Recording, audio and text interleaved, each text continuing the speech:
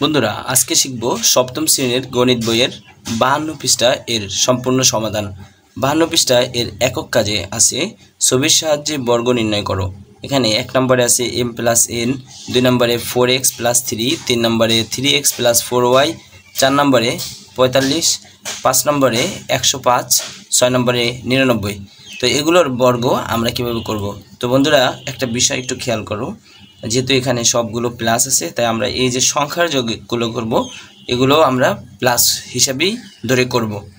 তো এখানে 1 নম্বরটা আছে দেখো দেয়া m + n, এখানে একটা ব্র্যাকেট দেয়া আছে আর ব্র্যাকেটটা দিলাম।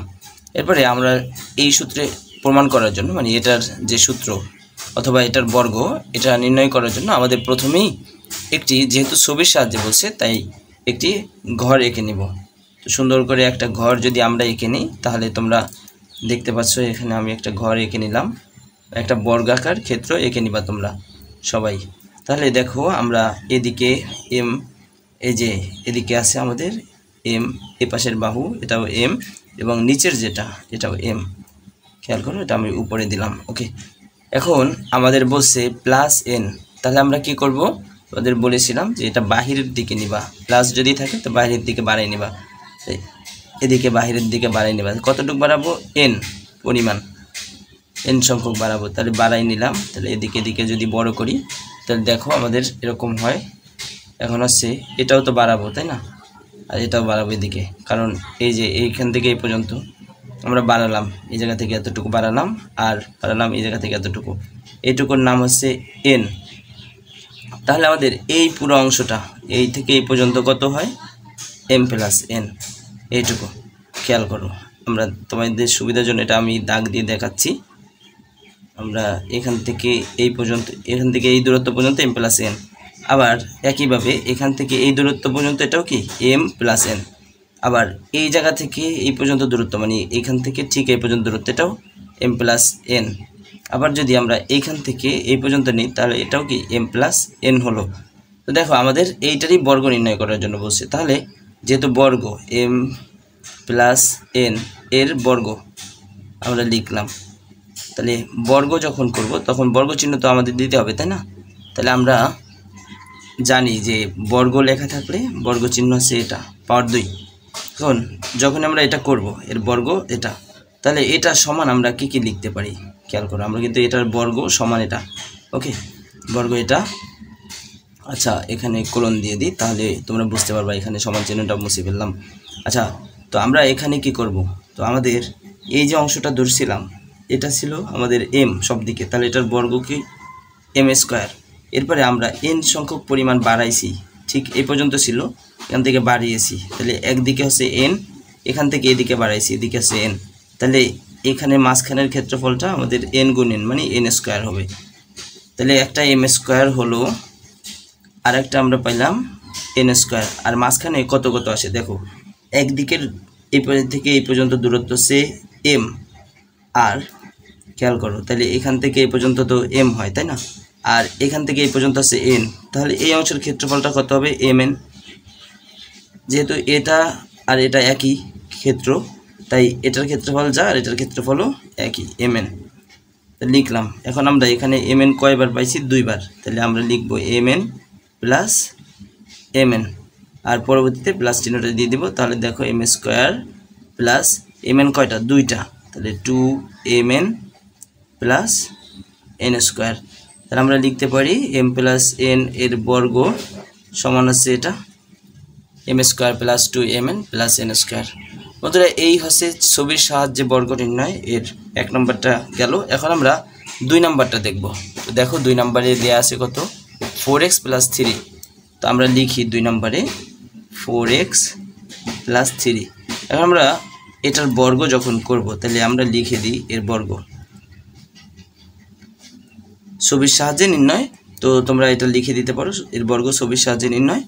তো ছবির সাহায্যে নির্ণয় করার জন্য আমাদের কি লাগবে? একটা ছবি আঁকতে হবে।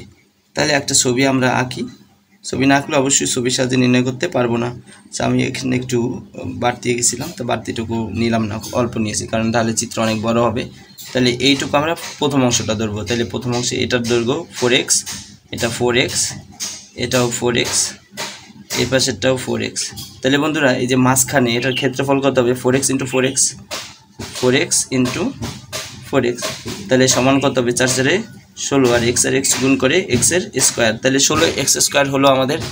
তাহলে এখন প্লাস 3 আছে, তাহলে আমরা কি করব বাড়াই নেব 3 পরিমাণ, বাড়াই নিলাম আর এদিকেও বাড়াই নেবা, বাড়াই নিয়ে এটা যোগ করে দিবা, ব্যাস আমাদের প্লাস 3 হয়ে গেল।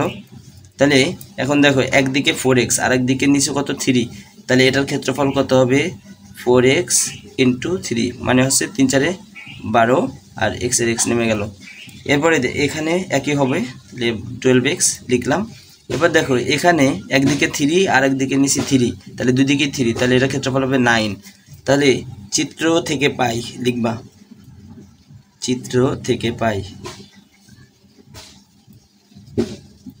তো চিত্র থেকে পাইছি এখানে কি কি দেখো এটার ক্ষেত্রফল আমরা কোনটা যে 4x প্লাস 3 এর বর্গ সমান বর্গ কি পাইছি 16x স্কোয়ার, এখানে পাইছি কত প্লাস 12x, এরপরে পাইছি দেখো প্লাস 12x, এরপরে হচ্ছে প্লাস 9।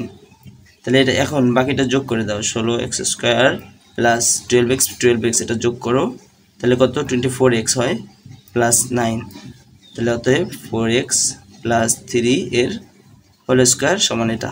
বন্ধুরা এই হচ্ছে আমাদের চিত্রের সাহায্যে দ্বিতীয়টার বর্গ নির্ণয় করে ফেললাম। তো দেখো এটা আশা করি সবাই বুঝতে পারছো, খুব সহজেই করলাম।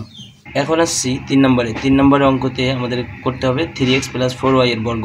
তো ছবির সাহায্যে যেহেতু করব তাই আমরা একটা ছবি আঁকবো, এখানে একটা সুন্দর করে ছবি এঁকে নেব। এটা আমাদের ধরে নিলাম।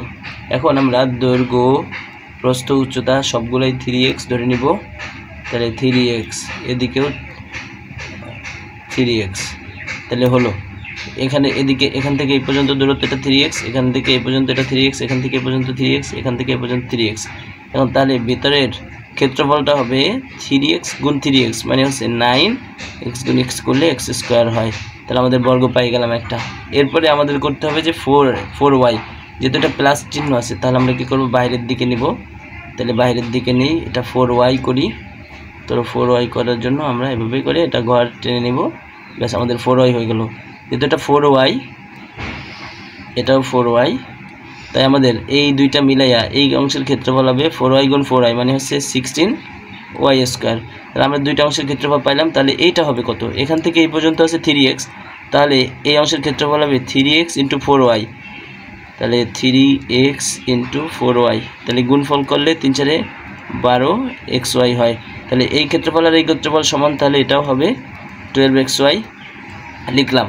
তাহলে আমরা চিত্র থেকে পাই লিখব, ধরো চিত্র থেকে পাই লিখছি, চিত্র থেকে পাই। এখন কি কি পেয়েছি আমরা বের করছি এটা না, তাহলে আমরা এটা লিখব 3x প্লাস 4y এর বর্গ চিহ্ন দিয়ে দিব সমান কত পেয়েছি, এখানে পাইছি হচ্ছে 9x স্কোয়ার, এ পাশে পরবর্তীতে পেয়েছি 12xy একটা, আবার পাইছি 12xy দুইটা।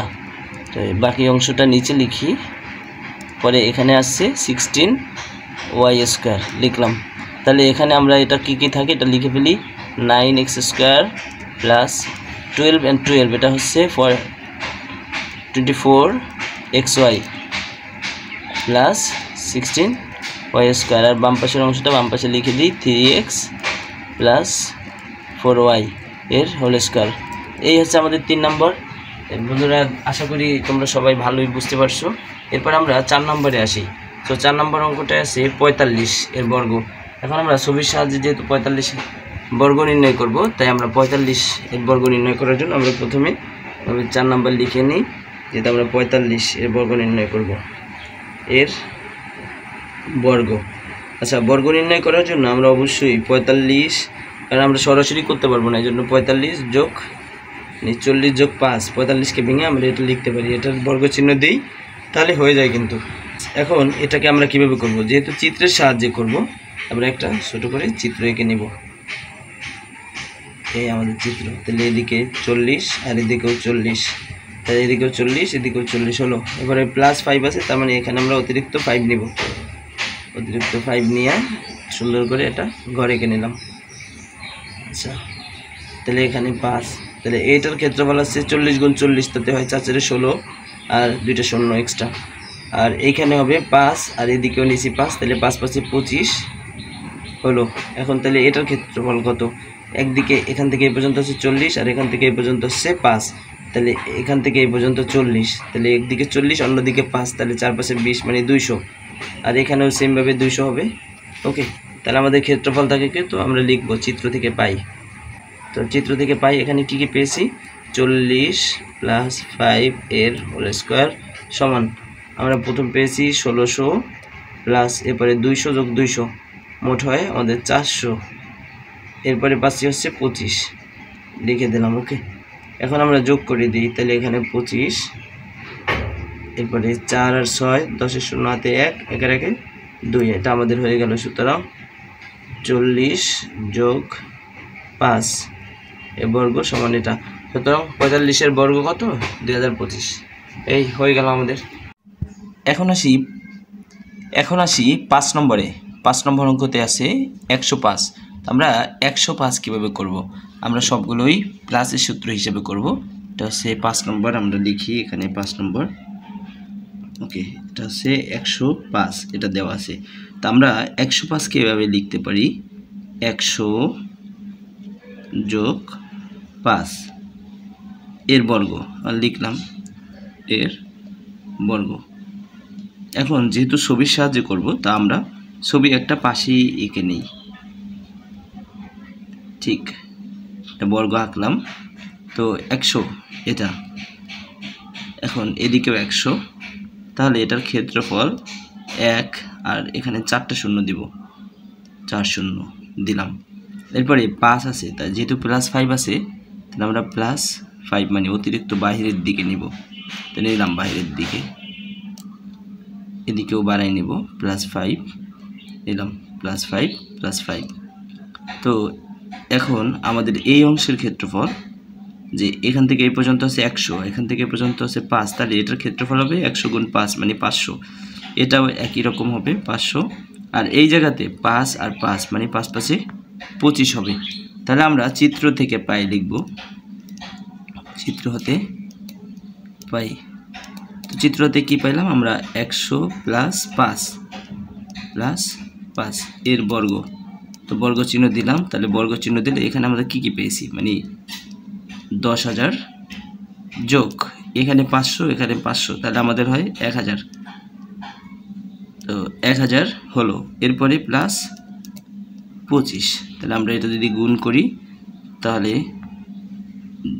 লাস্টে 25, তারপরে একটা শূন্য, তারপরে 1, তারপরে 1, 11,025। সুতরাং 105 এর বর্গ, এর বর্গ সমান হচ্ছে 11,025। এইগুলো আমাদের 5 নম্বর। এখন আমাদের যে 6 নম্বর অঙ্কটা আছে, 6 নম্বর অঙ্কতে সেই 99। তো আমরা 99 এটা ঠিক এখানে একটু করে ফেলি। এটা 6 নম্বর অঙ্ক, 99 এর বর্গ।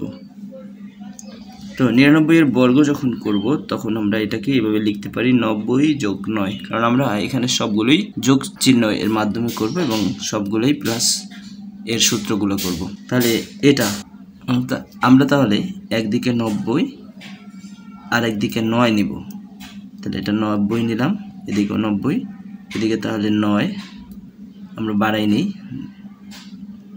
এই আমাদের 9 নিলাম। তাহলে এখানে এই অংশের ক্ষেত্রফল এখান থেকে এই পর্যন্ত, এখান থেকে এই পর্যন্ত, এটার ক্ষেত্রফল হবে 90 গুণ 90 মানে 9 9 81 আর 0 2টা, তো আমরা 2টা শূন্য লিখে দিই, ব্যাস। এখন এই জায়গা থেকে এই জায়গা পর্যন্ত আছে 90, তাহলে এখান থেকে এই পর্যন্ত আছে 9, এটার ক্ষেত্রফল 9 9 81, তাহলে 810 হয়।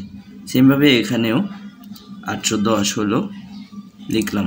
তাহলে আমাদের এই যে এখান থেকে এই পর্যন্ত এটা 9, এখান থেকে এই পর্যন্ত 9, তাহলে এটার ক্ষেত্রফল হচ্ছে 9 9 81, তাহলে আমাদের এটা তো এর বর্গ। তাহলে চিত্র থেকে পাই, আমরা এটা লিখতে পারি চিত্র হতে পাই। এখন আমরা কি কি পাই চিত্র হতে? তো 90 যোগ 9 এর বর্গ সমান হচ্ছে, এখানে পেয়েছি 8100 প্লাস এরপর আছে 810 810 যোগ 810, এরপরে আছে লাস্টে 81। এখন আমরা সবগুলো যোগ করে দিই। তাহলে এই 1 নামাইলাম, এরপরে 8 রাখে 9, 9 রাখে 10, 10-এর 0 হাতে 1, 8 রাখে 9, 9 আর 8 17, 17 রাখে 18, 8 হাতে 1, 8 রাখে 9, তাহলে 9808। তাহলে আমাদের সুতরাং 99 এর বর্গ সমান হচ্ছে 9808। এই বন্ধুরা দেখো আমরা তাহলে এখানে আমরা যে 1 থেকে 6 নম্বর 52 পৃষ্ঠায় এর অঙ্কগুলো করলাম, এখানে সবগুলোই করলাম। আশা করি সবগুলো বুঝতে পারছো সবাই। তারপরেও কোনো অংশ যদি বুঝতে অসুবিধা হয় তাহলে অবশ্যই কমেন্ট করে জানাবে। ধন্যবাদ এতক্ষণ ভিডিওটি দেখার জন্য। দেখা হবে পরবর্তী কোনো ভিডিওতে। ততক্ষণ ভালো থেকো, সুস্থ থেকো। আল্লাহ হাফেজ।